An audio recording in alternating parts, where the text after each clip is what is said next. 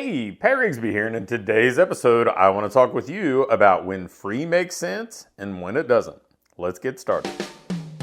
Welcome to the Fitness Business School podcast, the show for fitness business owners who want to grow their income, increase their impact, and improve their lifestyle.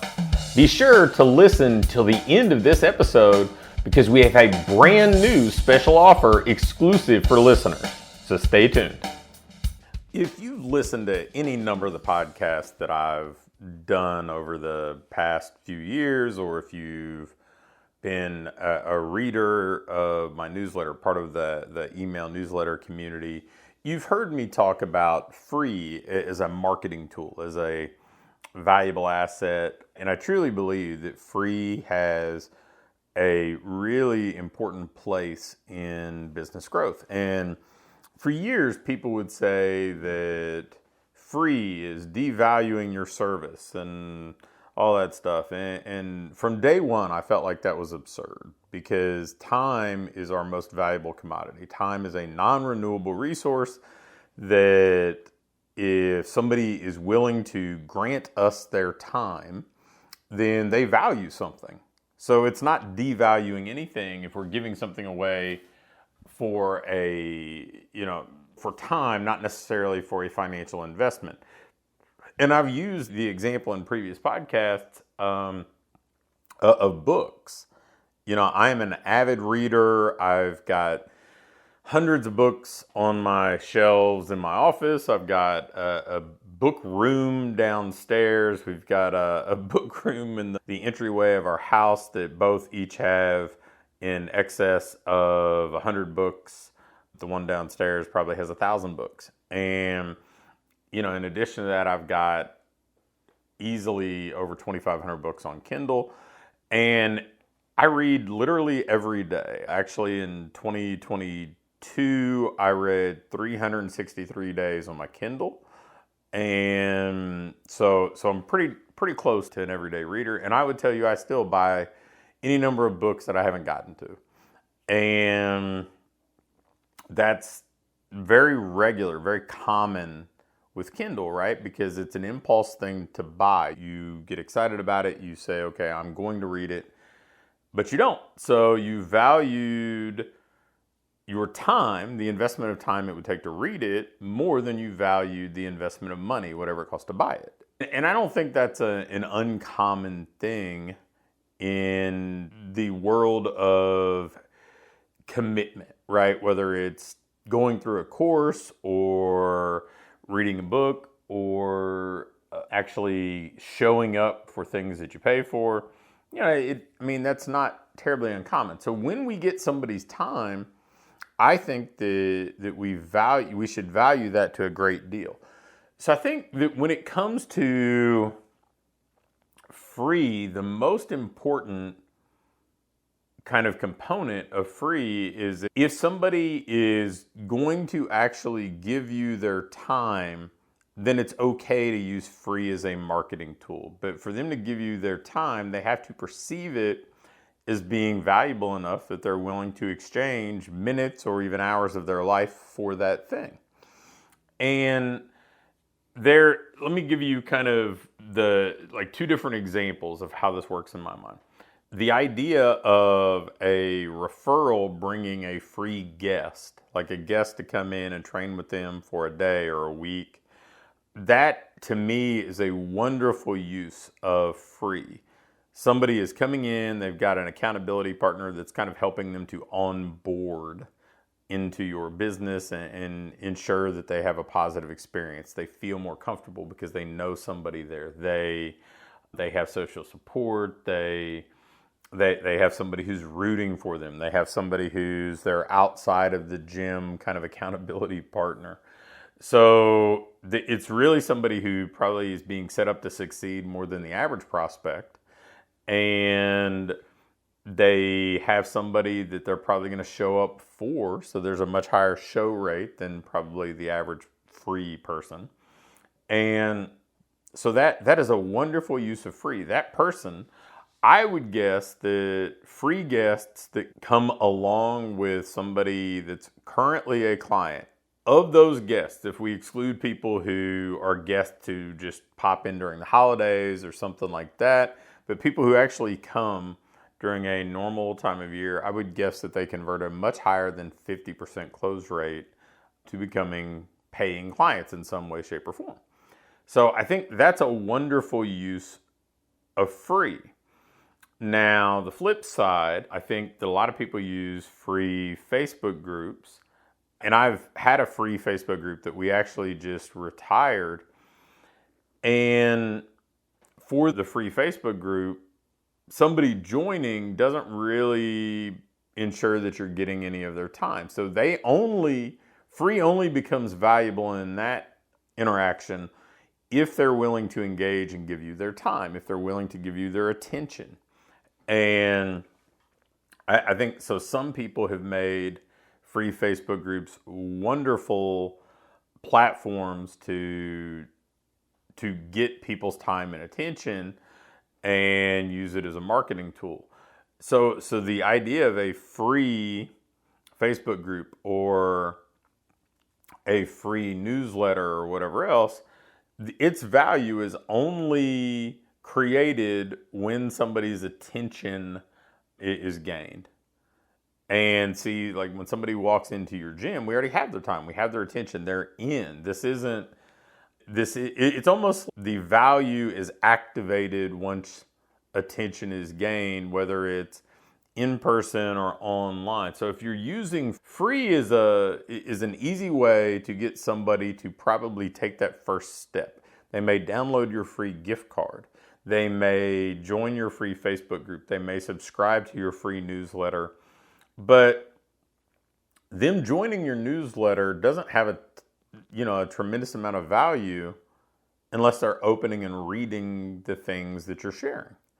Them joining your Facebook group doesn't really have a lot of value if they're unfollowing the posts in the group or anything like that. Them downloading your gift card, that value is really only activated when they engage with you and at least discuss using the gift card. So when we think about free, think of it as, somebody incrementally moving towards you, and you can use it as a tool to get somebody to indicate an interest that, hey, I'm going to download this free lead magnet just like I would pay for a Kindle book, because the promise of the book, the promise of lead magnet is interesting to me, right? Like it solves a problem. It helps me move towards a goal. But really the value is only activated once somebody uses it, once they start to consume it, once they start to engage with it. So as you think about, okay, should I do things that are free? Should I buy into the sound bite of free's not good, free's not valuable? I would tell you that free is an incredibly powerful tool, but its value is only derived when somebody engages and uses something. Now, can you cast too wide a net with free? Well, sure. But I haven't seen a whole lot of this, right? Like, I think in a free Facebook group or a free email list, when somebody joins, like for me, the part of the email stuff that I care about is who's actually reading, not the gross number of subscribers that I have. And realistically, that's probably what matters in a Facebook group too, is who is actually engaging. That's why we actually shifted from a free to a very low cost, like $7 a month, low cost, paid membership, because we could facilitate engagement more easily with a smaller group of people. But, if I could have done that with free, I would have been happy to leave it free. The money in that instance isn't enough to really make a difference. The attention, the engagement, the actual ability to build a relationship is the part that I'm focused on. And, I know some people have said, well, I don't want to do free because it's just going to get a bunch of tire kickers in my gym or whatever else.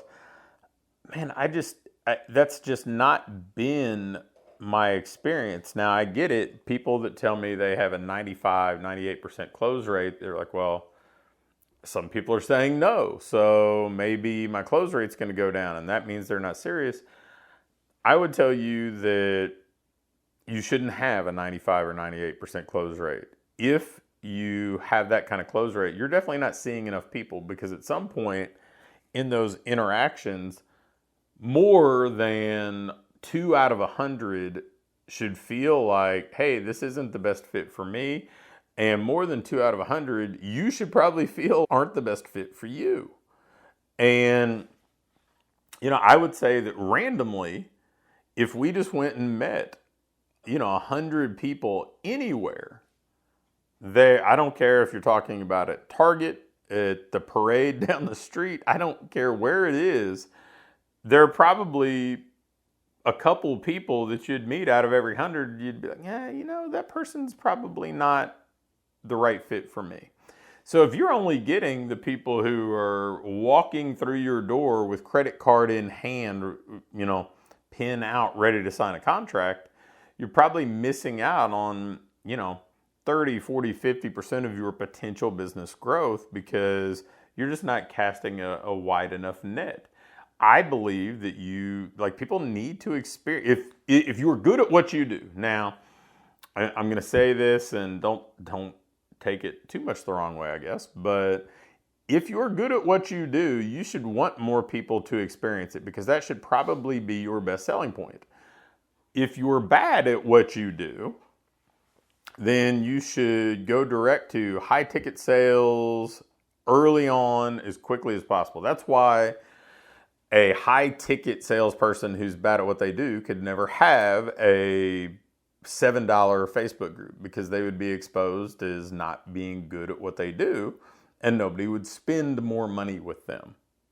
So if you're good at what you do, then you want more people to walk through your door. You want more people to see how you're better and different. You want more people to experience the quality of your coaching, to experience the difference in your culture, to actually feel all the things that I'm sure that you believe that make you different than your competitors. The way that you care about the clients that you serve, the individuality in care that you provide, all those things.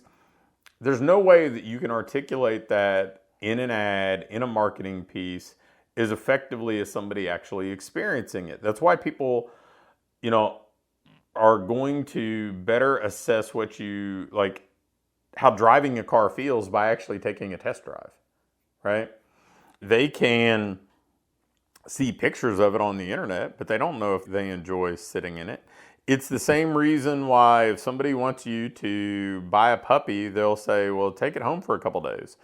I mean, the experiential piece of things are, powerful sales tools. So if free is the way that you get people in the door to experience it, that's great. And then the flip side is it can kind of serve as a tryout for you to see if this is somebody you want to spend more time with.